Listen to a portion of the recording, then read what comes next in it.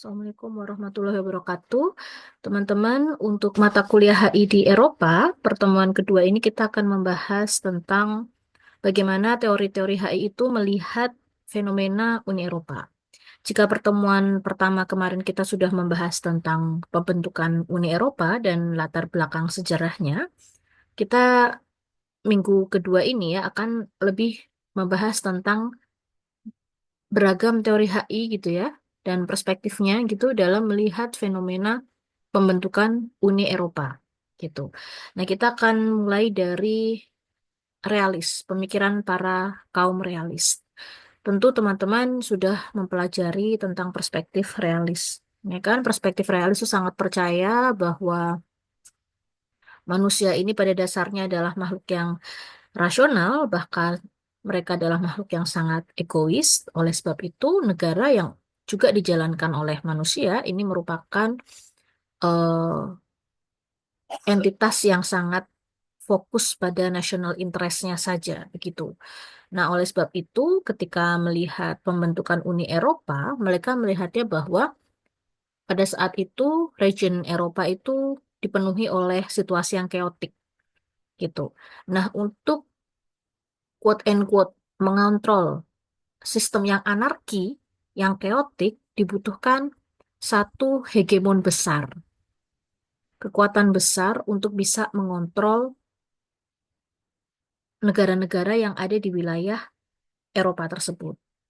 Oleh sebab itu, dibentuklah Uni Eropa, yang tentu menurut perspektif kaum realis, Uni Eropa ini bukanlah skema untuk mendukung kerjasama, tetapi lebih kepada untuk mengontrol sistem yang anarkis tersebut.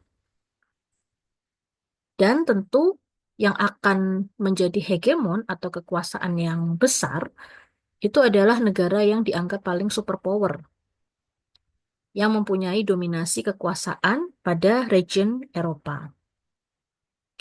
Nah, pada perspektif realis ini, mereka juga melihat pembentukan Uni Eropa ini didominasi oleh kepentingan state actor saja.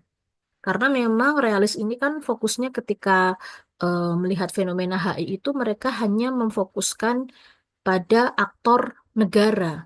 Di luar aktor negara itu dikesampingkan oleh realis, tidak dianggap sebagai level analisa yang signifikan untuk menjawab permasalahan-permasalahan di lingkup hubungan internasional. Nah, oleh sebab itu, realis ketika melihat Uni Eropa itu tidak melihat aktor-aktor seperti misalnya MNC atau NGO, tidak. Mereka hanya fokus pada aktor negara dan kekuatan politik mereka. Gitu. Jadi keamanan, bagaimana menciptakan wilayah yang punya stabilitas keamanan internasional. Nah, keamanan di sini tentu diartikan sebagai keamanan yang tradisional atau keamanan yang sifatnya berkaitan dengan militeristik, dari aman dari ancaman invasi negara lain, aman dari ancaman peperangan dan lain sebagainya. Oleh sebab itu, Uni Eropa tidak lain hanyalah alat untuk mengontrol sistem yang anarki. Nah, ini mirip dengan pemikiran federalism. Like federalism, realism is mainly concerned with high politics and share with the former much of its analysis on the consequences of anarchy. Though it is skeptical when it comes to the possibility of state creating federation. Nah, jadi mirip nih dengan federasi. Tapi bedanya federasi nanti masih punya nuansa yang positif dalam memandang Uni Eropa. Dalam artian nuansa positif ini nuansa positif untuk bekerja sama, bukan hanya sekedar menjadi kekuatan hegemon yang bisa mengontrol negara-negara yang ada di dalamnya dan menciptakan atau menjinakkan sistem yang anarki tadi. Gitu. Ya. Kemudian ini teman-teman bisa baca di sini. In particular, integration may be seen as rational response to the systemic position and exhaustion brought about by war. Nah, ini kalau orang realis melihat, ya memang Uni Eropa ini memang harus diciptakan, ya, karena mereka kan sudah penuh dengan peperangan ya. Sejarah mereka itu kan sebelum terbentuknya Uni Eropa ini kan didominasi oleh peperangan, Perang Dunia Satu, Dunia Dua, gitu ya. Kemudian ada World War, ada Cold War juga, begitu kan. Nah, kemudian bagi orang realis sebenarnya ini lebih kepada bagaimana membuat lingkup tersebut itu stabil, secure. Tidak harus harmonis, tidak harus bekerja sama. Yang penting ada kekuatan besar yang kemudian ditakuti dan dia bisa mengontrol. Nah, itulah Uni Eropa dibentuk untuk itu, gitu. Jadi harus ada hierarki tertinggi yang bisa mengontrol negara-negara yang ada di lingkup wilayah Eropa. Nah, itu pemikiran realis. Kemudian selanjutnya kita masuk ke pemikiran eh, federalism. Yeah. The reasons for unification say the Federalists are ultimately political and have to do with the objective of tackling international anarchy and the armed conflict it tends to produce. Nah, ini mirip sebenarnya sama yang pemikiran realis tadi, gitu ya.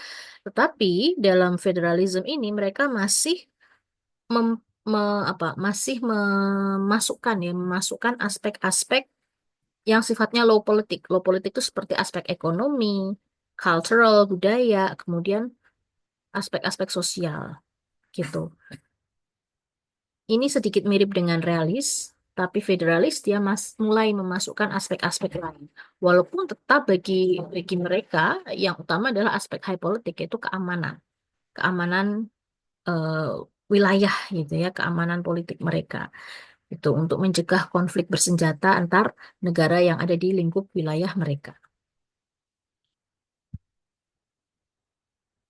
Nah, kemudian liberalis tentu melihatnya dengan kacamata yang sangat bertolak belakang dengan kaum realis, karena asumsi dasarnya perspektif mereka ini sudah sangat berbeda. Sejak awal sudah sangat berbeda. Liberalis itu melihat bahwa manusia itu pada dasarnya adalah makhluk sosial, relasi yang terbentuk itu relatif kooperatif dibandingkan konfliktual, begitu ya. Dan liberalis juga melihat bahwa aktor dalam HI, ya, dalam konteks ini aktor yang terlibat dalam pembentukan Uni Eropa ini bukanlah aktor state saja, justru non-state actor ini juga terlibat. Dan dia melihat bahwa dalam pembentukan Uni Eropa ini sangat dinamis, diwarnai oleh non-state actor juga, gitu. Jadi kebalikan dari realis, liberalis ini percaya bahwa Uni Eropa ini juga disokong, didukung oleh kepentingan-kepentingan non-state actor untuk bisa bekerja sama ya, untuk bisa menciptakan kerjasama yang impactful dalam bidangnya masing-masing. Multinational company misalnya punya kepentingan untuk membuka pasar di eh, negara lain untuk ekspansi pasar, untuk memperluas bisnisnya. Itu. Kemudian aktivis NGO, social apa namanya social movement organization. Mereka punya kepentingan untuk mengekspansi ya, meningkatkan jaringan koneksi mereka gitu ya, meningkatkan jaringan gerakan aktivisme mereka begitu sehingga perlu adanya wadah seperti Uni Eropa yang bisa menjadi tempat untuk memperluas jaringan aktivisme mereka dan memperluas jangkauan kampanye mereka gitu.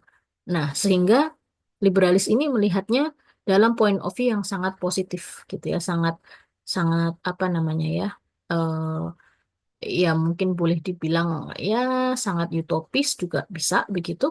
Intinya dia melihatnya bahwa ini adalah wadah untuk bekerja sama dan semua aktor, sekalipun dia bukan aktor negara, itu punya kepentingan di sini. Dan memang kita juga bisa melihat gitu ya fenomena bahwa keberadaan Uni Eropa ini meningkatkan integrasi ekonomi, sistem perbankan menjadi terkoneksi. Seperti yang saya sampaikan pada pertemuan minggu lalu, ada European Monetary Community, gitu ya. Jadi ada apa namanya?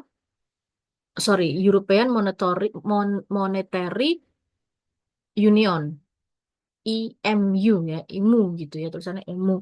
Nah ini kan mereka kan berusaha untuk mengintegrasikan sistem perbankan mereka, sistem moneter mereka, berusaha untuk menyatukan, membuat single currency itu loh. Nah, ini kan butuh kerjasama. Dan perbankan ini kan bukan hanya milik negara saja. Perbankan ini kan punya swasta juga. Nah, ini membuktikan bahwa non-state actor juga punya peran yang besar di situ. Seperti yang ada di slide, ya, poin 1, states are not the only actors in world politics. Other actors are important at supranational. Yes, aktor lain itu bermakna.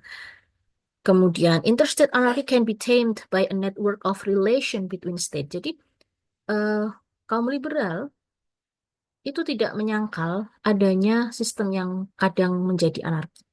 Tapi bagi liberal, liberal sistem yang anarki ini bisa dijinakkan, ya, bisa ditaklukkan melalui kerjasama. Karena pada dasarnya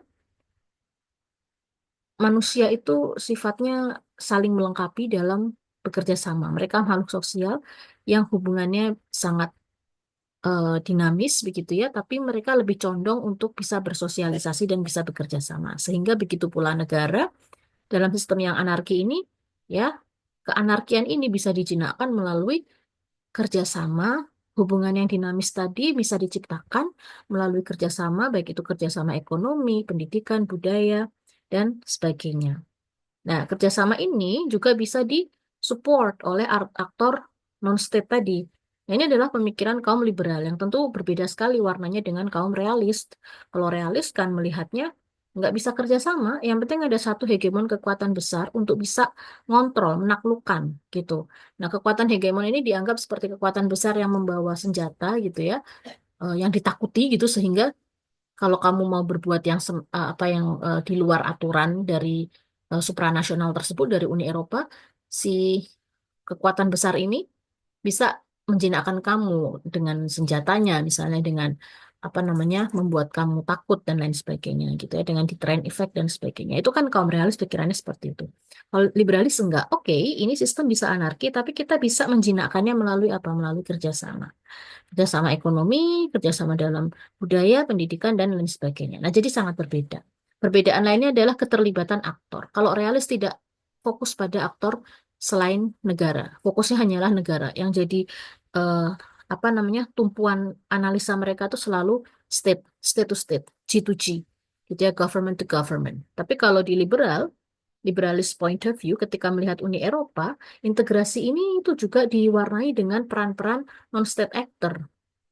Bagaimana kemudian NGO memperluas jangkauan mereka, ya. Bagaimana NGO ini kemudian membangun eh, jaringan apa ya namanya, jaringan NGO juga gitu ya di negara lain gitu.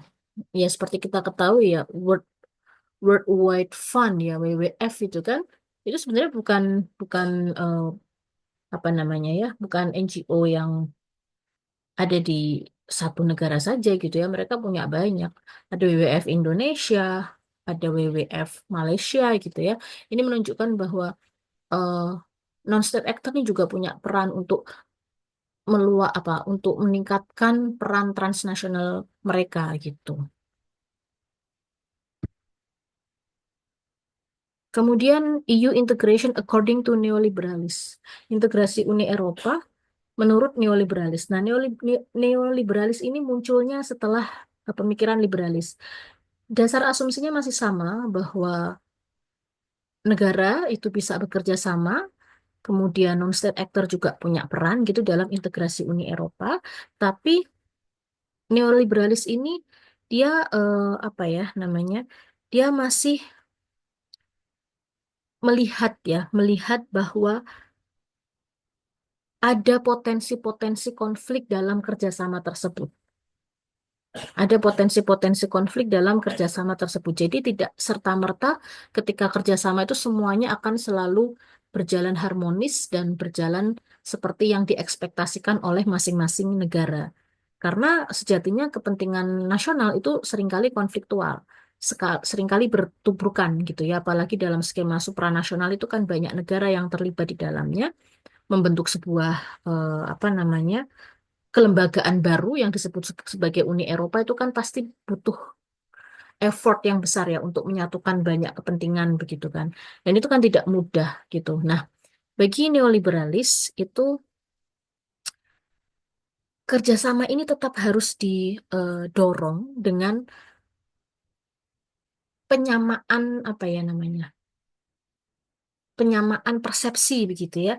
Penyamaan persepsi dan penyamaan kepentingan gitu. Nah, bagaimana caranya? Nah, caranya dengan misalnya mereka menciptakan lembaga-lembaga seperti WTO gitu ya. Kalau di level global ada WTO, kemudian ada IMF begitu. Mereka butuh institusi yang dalam institusi itu mereka bisa menyamakan prinsip. Itu menurut kaum neoliberalis. Nah, ini teman-teman coba perhatikan di sini. According to neoliberal institutionalists, conflict in the international system is an effect of the lack of trust between states in a condition of anarchy. Although this view places them close to realist, cooperation is still presumed to be possible. Nah, jadi menurut neoliberalis ini, cooperation atau kerjasama itu sangat mungkin, tapi tidak bisa menafikan dinamika konflik yang akan terjadi pada saat bekerja sama. Dan bagaimana mengatasi dinamika konflik tersebut? Nah, itu dibutuhkan trust. Nah, membangun trust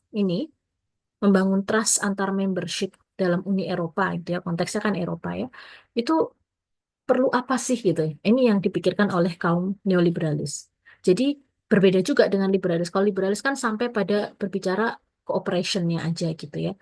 Tapi kan tidak membahas kemungkinan-kemungkinan konflik yang terjadi ketika ada cooperation. Seolah-olah liberalis hanya mengatakan bahwa ya pokoknya apa namanya sistem yang anarki ini bisa ditundukkan dengan kerjasama. Tapi kan pada kenyataannya ketika bekerja sama itu kan juga muncul dinamika konflik. Nah, inilah yang kemudian oleh kaum neoliberalis itu kemudian disampaikan gitu pemikiran itu bahwa ya tetap ada potensi konflik itu dan potensi konflik ini bisa diselesaikan dengan satu, building trust, membangun kepercayaan. Nah, membangun kepercayaan melalui apa? Berarti mereka harus menemukan commonality, kesamaan. Di tengah perbedaan itu mereka harus menemukan satu tujuan yang sama terlebih dahulu. Gitu. Nah, itu adalah pemikiran neoliberalis. Tentu ini yang susah ya sebenarnya menemukan istilahnya common denominator gitu ya, atau commonality. Itu menemukan standing common ground yang sama, posisi yang sama di antara sekian banyak perbedaan yang menimbulkan konflik ketika bekerja sama, harus menciptakan satu tujuan yang sama dan tujuan sama itu bisa menciptakan trust. Nah, kalau bagi liberal institutionalis ya, itu perlu dibikin institusi baru untuk membuat mereka itu punya persepsi yang sama gitu. Nah, ini nanti juga akan masuk ke dalam pemikiran konstruktivis. Konstruktivis melihat bahwa mereka bisa bekerja sama ketika memiliki gagasan yang sama, ya, ide yang sama, kepercayaan yang sama, sehingga mau bekerja sama, gitu. Makanya tidak heran bahwa negara-negara yang punya ideologi yang cenderung sama, ideologi demokrasi misalnya, itu akan lebih condong berdekatan atau bekerja sama dengan yang ideologinya demokrasi. Contohnya Korea Selatan dengan Korea Utara, secara wilayah mereka itu kan sebenarnya sangat berdekatan dan sebenarnya justru satu rumpun gitu ya. Korea Selatan dibandingkan Amerika Serikat kan jauh ya. Secara letak geografis juga jauh gitu. Dan apa namanya, secara rumpun gitu ya, rumpun etnis juga jauh gitu. Satunya bangsa Asia, satunya Kaukasia gitu kan. Jauh gitu. Tapi toh mereka lebih sering bekerja sama. Mereka condong punya kelekatan politik. Kenapa? Karena mereka disatukan dengan ideologi yang sama, yaitu ideologi demokrasi. Sedangkan Korea Utara itu ideologinya kan komunis. Agak susah nih mereka bersatu karena ideologinya berbeda. Nah, ini yang dimaksudkan oleh konstruktivis bahwa bisa menciptakan kerjasama dan kerjasama itu bisa dijaga supaya sustain, berkelanjutan. Ketika apa? Ketika mereka punya gagasan yang sama, ideologi yang sama, kemudian itu semua nanti diturunkan menjadi norma dan prinsip yang mereka sepakati bersama, gitu. Nah ini ya, a more radical view sees the international system itself and its characteristic anarchical condition as a societal social construction whose content, meaning, and effects on state behavior can vary. Jadi menurut Alexander Wen ini adalah scholars yang sangat terkenal ya dalam eh, menginisiasi pemikiran konstruktivis gitu ya. Dia mengatakan bahwa sebenarnya anarki, sistem yang anarki dalam sistem internasional ini itu sebuah konstruksi sosial. Jadi ini semua bisa dikonstruksikan. Either sistemnya akan jadi anarki atau sistemnya akan jadi stabil, ya akan jadi apa namanya sistem yang kondusif gitu ya. Itu semua adalah berkat dari konstruksi sosial gitu. Jadi konflik ini bisa digantikan dengan hubungan yang sangat saling menguntungkan, dengan hubungan yang bisa bekerja sama melalui apa? Melalui konstruksi sosial. Bagaimana membangun konstruksi sosial? Ya, membangunnya melalui tadi penyamaan persepsi, norma, gagasan, ide gitu ya. Jadi mereka tidak menekankan pada cara-cara kalau yang orang realis tadi kan cara-caranya hard power gitu ya. Harus ada satu kekuasaan besar atau mungkin harus ada pendekatan-pendekatan koersif yang membuat negara-negara itu tunduk pada aturan sehingga sistemnya jadi lebih bisa dikontrol. Itu kan realis. Kalau liberalis beda lagi. Ya pokoknya kerjasama orang dasarnya kita suka bekerja sama kok saling menguntungkan gitu kan. Tapi kalau konstruktivis melihatnya ini bisa kerjasama atau ini bisa konfliktual, but it depends dengan gagasan atau norma yang sedang disepakati bersama. Bisa nggak kita menemukan kesepakatan bersama dalam gagasan? Bisa nggak kita satu persepsi dulu gitu? Bisa nggak kita dikuatkan dalam sebuah prinsip yang kita sepakati bersama? Misalnya prinsip tentang apa namanya eh, keberlanjutan, sustainability. Nah ini kan menjadi sebuah prinsip yang dianut secara global dan diyakini bersama, diamini bersama. Gitu kan. Jadi mereka sepakat untuk itu. Dan itulah yang dianggap bisa menyatukan mereka untuk bisa bekerja sama. Dan kemudian solusi dari pemikiran konstruktivis ini melihatnya bahwa Uni Eropa ini bagian dari social construction gitu, bagian dari konstruksi sosial. Mereka mendukung pembentukan supranasional supaya kokoh, supaya bisa mencapai tujuannya tadi ya, menjinakkan sistem internasional yang anarki dengan apa? Dengan berbagai macam treaty, dengan berbagai macam konvensi, perjanjian, gitu kan. Dan inilah bagi konstruktivis solusinya adalah yaitu mereka membuat konvensi bersama, disepakati bersama. Paris Agreement misalnya, konvensi untuk, kesepakatan untuk mengurangi emisi suhu, emisi apa namanya, eh, emisi karbon dioksida, gitu ya. Kan mereka punya kesepakatan bersama itu yang dituangkan dalam sebuah perjanjian. Nah, perjanjiannya bisa macam-macam nanti bentuknya. Ada treaty, ada konvensi. Nah, itu semua adalah gagasan dari konstruktivis, gitu. Ini bisa diatur dalam sebuah perjanjian, yang perjanjian itu tuh menyepakati prinsip-prinsip yang dianut bersama, gitu. Jadi jalan hidup mereka lah, quote and quote seperti itu. Nah, itu menurut pemikiran konstruktivis, gitu ya. Jadi, yang ingin disampaikan adalah beragam perspektif yang ada di HI ini melihat terbentuknya Uni Eropa itu dengan cara yang berbeda. Dan itu nanti juga akan melahirkan kebijakan yang berbeda. Oke, selanjutnya.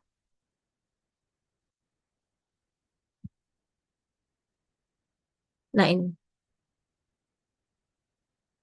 Functionalism theory. According to functionalism, political functions must be performed at the most efficient level. In particular, the sovereign state with its limited territorial boundaries is increasingly obsolete institution, which is destined to be replaced by political organization structured on the basis of the function and needs of modern economy and society. Nah, kemudian teori functionalism itu lebih dekat sama neoliberalisme ya. Jadi kalau functionalism teori itu melihatnya ini perlu dibuat institusi baru yang fungsional, yang memang berfungsi untuk menjawab permasalahan-permasalahan yang ada di lingkup Uni Eropa tersebut. Gitu. Pemikirnya adalah si David Mitrani ini ya. Nah, David Mitrani ini juga mengkritik pemikiran federalis yang melihat Uni Eropa ini yang penting sebagai himpunan sebuah negara untuk menciptakan keamanan wilayah, nah, gitu aja gitu. Nah, padahal kan menciptakan keamanan wilayah ini hanya satu hal gitu. Padahal banyak sekali isu-isu atau dinamika konflik yang timbul gitu ya di tengah pembentukan si Uni Eropa ini gitu. Nah, ini pula yang kemudian menurut functionalism teori ya harus diciptakan institusi yang menjalankan fungsinya masing-masing gitu. Oleh sebab itu, Uni Eropa sendiri kan punya banyak sekali lembaga-lembaga di bawahnya gitu ya yang untuk mendukung fungsi-fungsi tertentu. Misalnya Uni Eropa itu dilengkapi dengan lembaga enforcement law atau apa namanya lembaga yang untuk menerapkan hukum ya seperti European Court of Justice gitu kan. Ketika ada negara-negara yang dianggap melanggar HAM, melanggar hukum humanitarian itu bisa dibawa ke dalam European Court of Justice, bisa diadili di situ. Nah, itu kan fungsi kelembagaan yang oleh functionalism teori itu memang dianggap sangat dibutuhkan, harus ada gitu. Karena pada kenyataannya tetap ada tuh di konteks Uni Eropa itu negara-negara yang kemudian melakukan pelanggaran HAM misalnya. Pelanggaran HAM yang dilakukan tidak hanya yang lintas batas negara, tapi yang ada di wilayah domestik negara itu sendiri. Nah, maka dari itu functionalism teori melihat melihat apa namanya Uni Eropa ini tidak hanya sekedar mempersatukan atau himpunan negara-negara dalam sebuah wilayah, tapi melihatnya bahwa harus ada lembaga-lembaga yang menjalankan fungsi-fungsi dalam satu payung supranasional ini. Supranasional ini kan Uni Eropa. Nah, di bawah Uni Eropa ini perlu dilengkapi dengan lembaga macam-macam yang punya fungsi sendiri untuk menyelesaikan masalah yang ada di lingkup Uni Eropa. Makanya ada European Council, European Parliamentary gitu ya kan macam-macam itu termasuk European Court of Justice. Nah, nanti teman-teman bisa baca lagi sendiri gitu ya peran-peran lembaga-lembaga yang ada di bawah payung Uni Eropa. Nah, ini menurut functionalism theory itu seperti itu. Kemudian next Peter Haas ya. Peter Haas ini dia juga memiliki pandangan dalam melihat integrasi Eropa gitu ya. Peter Haas ini kan sebenarnya dia seorang apa ya namanya scholars yang percaya bahwa dia dekat juga dengan nilai-nilai konstruktivis sebenarnya. Dia percaya bahwa eh, manusia ini itu terbentuk melalui gagasan gitu kan. Nah, dan fenomena sosial, fenomena HI itu terbentuk melalui konstruksi sosial. Tapi Peter Haas lebih menekankan pada peran eh, orang-orang atau masyarakat yang dianggap lebih civilized, lebih madani, dan lebih literate gitu, atau lebih cakap secara akademik. Nah, kemudian ketika membahas tentang integrasi Eropa, apa yang dikatakan Peter Haas gitu ya, dia melihat bahwa Uni Eropa ini nanti akan menciptakan efek spillover, spillover yang akan ditiru oleh region lain, itu karena keberhasilan Uni Eropa yang didukung oleh para intelektual untuk membangun supranasional tersebut. Itu ya. Coba ini kita perhatikan di sini. According to Huss, a new central authority may emerge as an unintended consequence of incremental early step. Hence, integration evolves spontaneously by a process of spillover integration. Even in secondary and technical fields, create pressure to integrate contiguous area for which the original area is crucial and which can no longer be controlled at national level. Jadi menurut Peter Haas, ini Uni Eropa ini nantinya itu akan memberikan spillover effect ke wilayah-wilayah lain untuk membuat langkah-langkah seperti mereka. Jadi Peter Haas tidak terlalu menjelaskan tentang anarchical system, sistem yang anarki di hubungan internasional itu bagaimana menyelesaikannya enggak. Tapi dia menjelaskan bahwa ini nanti akan menjadi eh, percontohan begitu yang menimbulkan efek spillover tuh mengalir gitu ya, mengalir atau apa ya, eh, mempengaruhi yang lainnya supaya ikut seperti yang sudah dilakukan oleh Uni Eropa gitu ya. Contagious, menular, menular dalam artian memberikan dampak yang ditiru ya. Tren membuat supranasional ini akan ditiru oleh region lainnya.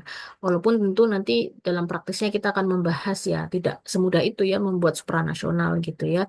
Mungkin percontohan yang paling sukses ya Uni Eropa gitu, tapi di tempat lain skema regionalisme yang ada seperti ASEAN pun untuk memperkuat, memperdalam integrasi region saja itu masih banyak butuh effort gitu ya, apalagi menciptakan supranasional seperti Uni Eropa gitu. Jadi teman-teman pun harus paham ya perbedaan skema regionalisme, kerjasama dalam skema regionalisme, dan supranasional. Kalau supranasional itu dia bukan hanya kerjasama antar negara, tapi dia sudah dilengkapi dengan eh, badan-badan, lembaga-lembaga yang mengatur lingkup politik, aspek ekonomi dalam payung supranasional tersebut. Gitu. Mereka juga punya sistem keuangan yang terintegrasi, bahkan mereka punya single currency atau mata uang yang sama, gitu ya. Nah, itu adalah supranasional. Mereka punya kebijakan luar negeri yang sama, yang disepakati dalam forum Uni Eropa, nah itu adalah supranasional. Tapi kalau sekedar bekerja sama antar negara dalam skema wilayah tertentu, misalnya ASEAN, negara-negara ASEAN berkumpul untuk bekerja sama membuka sebuah apa namanya ya zona ekonomi eksklusif gitu ya untuk anggota ASEAN. Nah itu belum disebut sebagai supranasional. Ya, karena hanya purely bekerja sama dan kerjasamanya mungkin tidak long last juga gitu. Ya mungkin itu yang bisa saya sampaikan terkait dengan bagaimana perspektif HI melihat integrasi Uni Eropa. Teman-teman mohon nanti untuk bisa juga baca buku Uni Eropa yang pernah saya kirimkan ya. Dan eh, kemudian untuk pertemuan ketiga nanti kita insya Allah akan membahas tentang konflik, dinamika konflik yang terjadi dalam region Eropa itu sendiri. Mungkin itu yang saya bisa sampaikan. Wassalamualaikum warahmatullahi wabarakatuh.